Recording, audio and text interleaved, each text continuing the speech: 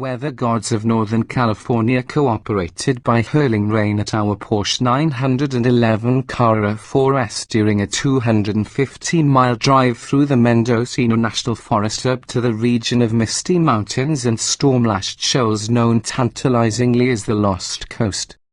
What better challenge could you wish for when first encountering the latest all-wheel drive Porsche 911 than to soak down a few undulating asphalt lanes that crisscross this wooded, moss-draped landscape?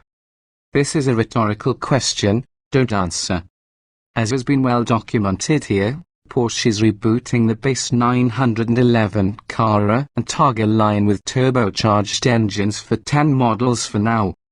We're told that when this news was announced last year, it sparked a run on the former, naturally aspirated 911s. Granted, the new engine has a plastic intake and oil sump, so all that is good and right in the world seems to be ending. But plastic is lighter than aluminium, and its durability was proven by getting a factory forklift driver to repeatedly drop the fully assembled and dressed engine onto concrete from a height of about 7 feet. Really, we saw video of it. Having driven many versions of the new turbo car, including now the C4S, we think the fever to grab a free breather before they were gone, while understandable, was misplaced. The 991.2 generation, as Porsche is calling the repowered version, is definitely better, more usable and flexible in a bunch of small ways, and lacks none of the spirit of the 991.1. A new 3.0-litre flat 6 fitted with intercooled snails does the motivating, and the base Carrera's output of 370 horsepower rises to 420 in the S models, or 20 more than in the previous S versions, despite losing 0.8 litre of displacement. The 4S with the PDK automatic transmission like the one we drove sees EPA fuel economy ratings increase from 19 miles per gallon city and 26 miles per gallon highway to 2,128 miles per gallon. Which is a good thing for Porsche's ability to meet regulatory standards, but it's unlikely to matter to most customers who can afford a C4S. Precious few 911s list for less than 6-figure prices these days. In fact, just 2, the base Coupe at $90,450 and the base Carrera 4 Coupe at $97,350. But we are told that the typical 911 buyer spends between $15,000 and $19,000 on options. So be sure to leave room on your personal check for extra zeros. To go from Carrera to Carrera S costs $14,000, and from Carrera S to 4S costs another $6,900.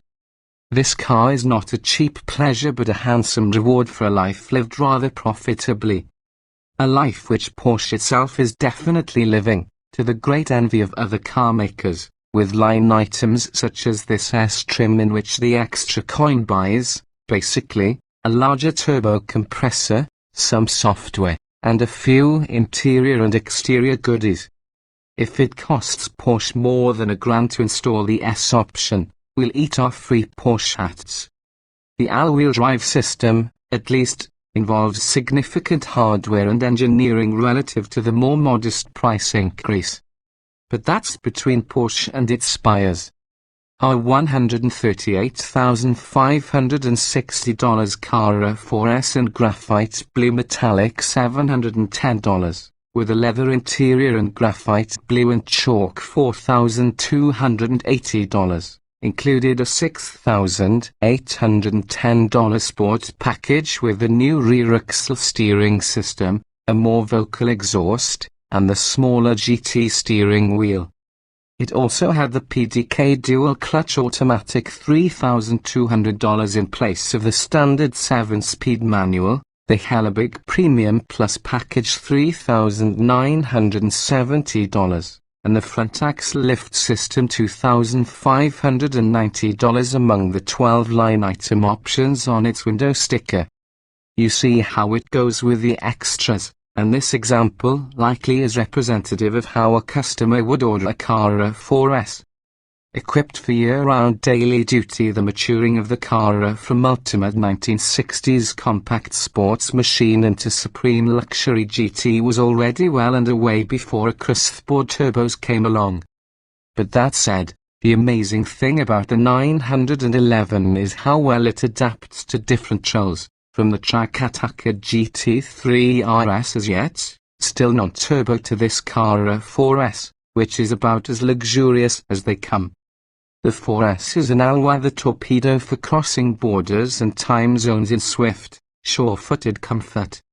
To Porsche's credit, it has not sold its all-wheel drive system as a performance upgrade but more as a capability enhancer. The engineers at Weiss are far too honest to hide the fact that, unless the torque split is heavily rear-biased, all-wheel drive, which increases curb weight, tends to heighten understeer at the limit. The sales pitch hasn't changed except that, now, given launch control and the traction of all four wheels, Porsche modestly suggests that a 4S may be a tiny smidge quicker to 60 miles per hour than an S. It quotes 4S acceleration figures ranging from 3.6 seconds for a PDK with launch control to 4.0 seconds for a manual. Figuring the rain had given the car a suitable challenge, we threw it hard into the first corner, only to have it slip sideways a foot on all four wheels. This was less instructive about its overall grip than about how Porsche has massaged the stability control with a new sport mode that allows more driver freedom.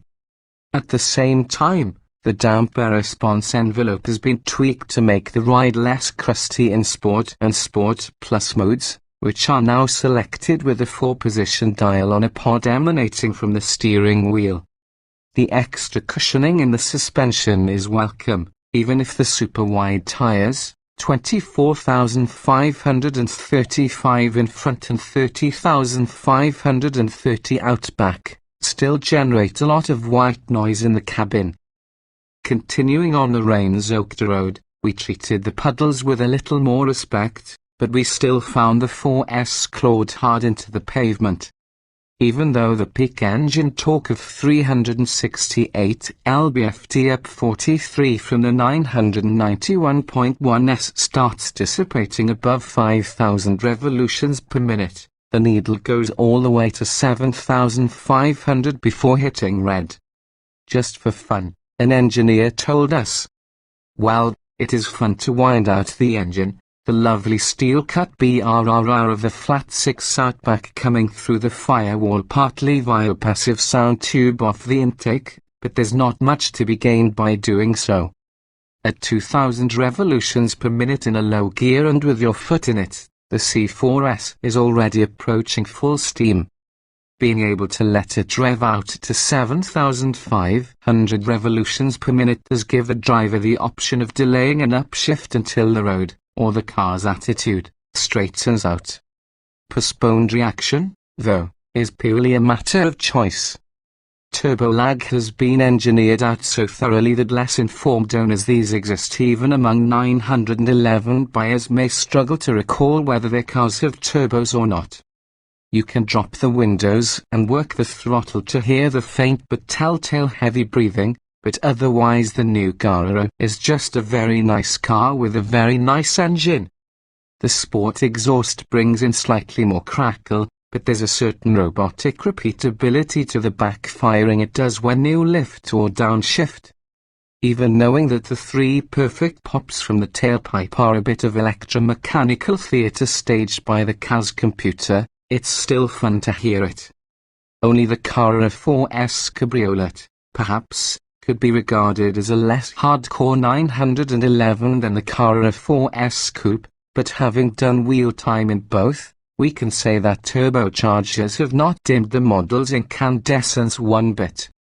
Alternatives like the Mercedes-AMG GT and the Audi R8 may offer more power for more money, it should be noted, but the 911 remains the sportiest and most unfiltered of the $100,000 plus luxury coupe choices, and we suspect this will continue to be the case for as long as Porsche purists keep the pressure on.